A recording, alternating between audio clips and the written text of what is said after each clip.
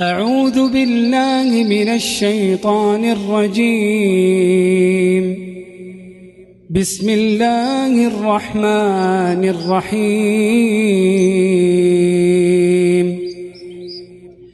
إن الذين يتلون كتاب الله وأقاموا الصلاة وأنفقوا مما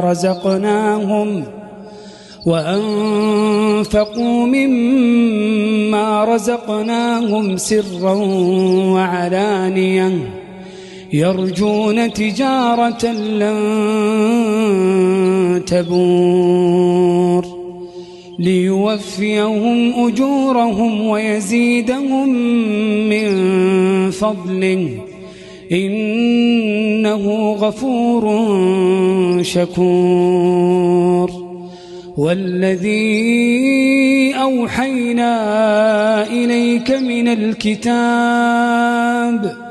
هو الحق مصدقا لما بين يديه إن الله بعباده لخبير بصير. ثم أورثنا الكتاب الذين اصطفينا من عبادنا فمنهم ظالم لنفسه ومنهم مقتصد ومنهم سابق بالخيرات بإذن الله ذلك هو الفضل الكبير. جنات عدن يدخلونها يحلون فيها من أساور من ذهب ولؤلؤا ولباسهم فيها حرير.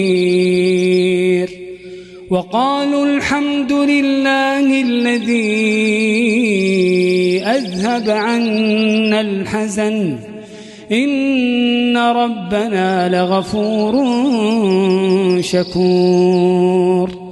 الذي أحلنا دار المقامة من فضله لا يمسنا فيها نصب ولا يمسنا فيها لغوب.